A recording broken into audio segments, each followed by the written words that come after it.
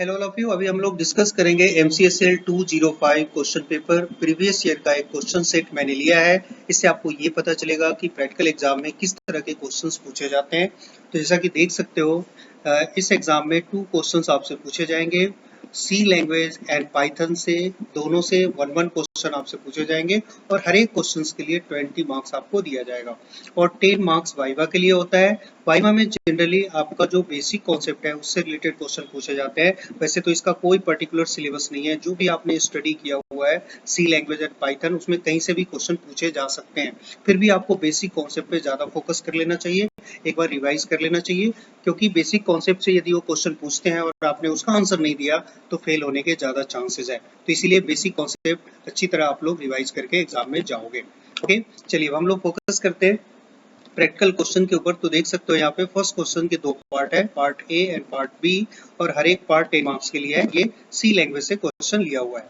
Okay, तो आप देख सकते हो यहाँ पर 2 मैट्रिक्स यूजर से इनपुट करवाना है और इसका डिफरेंस कैलकुलेट करना है। बहुत इंपॉर्टेंट टॉपिक है मैट्रिक्स से रिलेटेड जनरली एक क्वेश्चन आपके एग्जाम में हो सकता है और उसमें मैट्रिक्स का एडिशन, सब्ट्रैक्शन और मल्टीप्लीकेशन, इसकी प्रैक्टिस आप लोग जरूर कर लेना।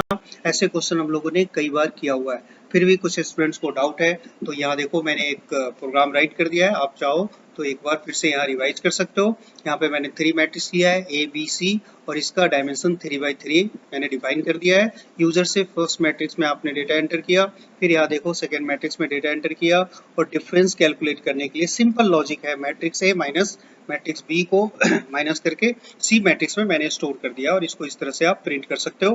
देखो लाइन बाय लाइन एक्सप्लेन करने का कोई बेनिफिट नहीं है, क्योंकि ऐसे क्वेश्चंस आप लोगों ने पहले प्रैक्टिस किया हुआ है और आप सबको लूप एंड एरे अच्छी तरह क्लियर होगा।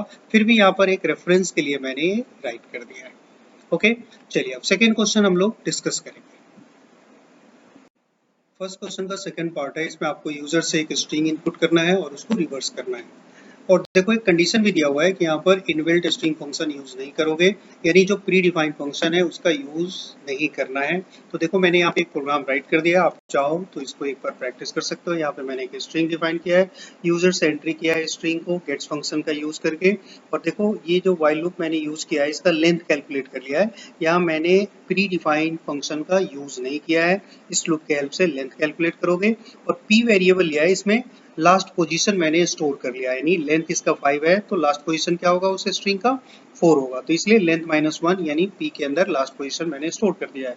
और यहाँ पर ये जो लॉजिक मैंने इंप्लीमेंट किया है ये स्वैपिंग का लॉजिक है, यानी लास्ट कैरेक्टर को फर्स्ट कैरेक्टर के साथ मैंने स्वैप किया। जैसे सपोज करो यहाँ पर स्ट्रिंग आपने इनपुट किया है हेलो, तो ये इसके साथ स्वैप हो जाएगा, ये इसके साथ स्वैप हो जाएगा और एल अपने पोजीशन पे होगा। इस तरह से क्या है, ये आपका रिवर्स प्रिंट हो जाएगा। ओके, तो इस लॉजिक को एक बार आप लोग कंपाइल करके जरूर देखना सिस्टम पे, इसका आउटपुट जरूर आएगा। ठीक है, चलिए मैं एक बार इसको कंपाइल करके दिखा देता हूँ। देखो इस तरह से यहाँ मैंने इसको कंपाइल किया है एंड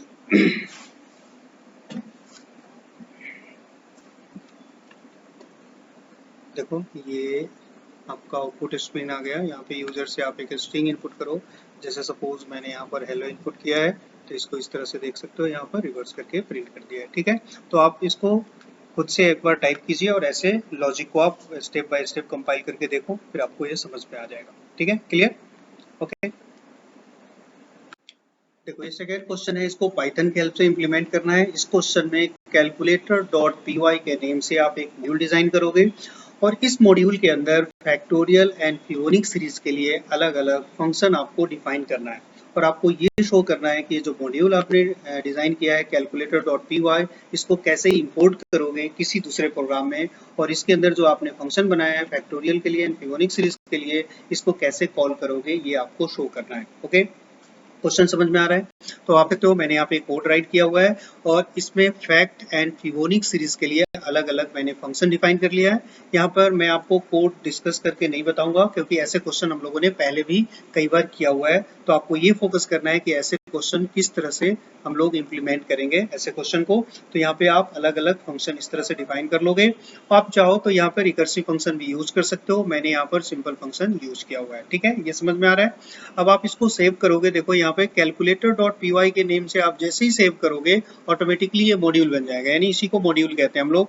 अब इस मॉड्यूल को आप किसी दूसरे प्रोग्राम में कैसे कॉल करोगे ये मैं आपको बताऊंगा। देखो इस तरह से इंपोर्ट कैलकुलेटर, जो आपने प्रोग्राम बनाया था इससे पहले उसको कैलकुलेटर डॉट py नेम से सेव किया था, तो इस तरह से इसको इंपोर्ट करोगे। ये इंपोर्ट करने का मतलब है कि इसके अंदर जो भी आपने फंक्शन बनाया होगा उस फंक्शन को अब आप यहाँ पर यूज कर सकते हो। तो यहाँ देख सकते हो मैंने एक यूजर से एक नंबर एंटर करवा लिया है, जैसा कि क्वेश्चन में डिफाइन किया हुआ था कि यूजर से नंबर एंटर करना है।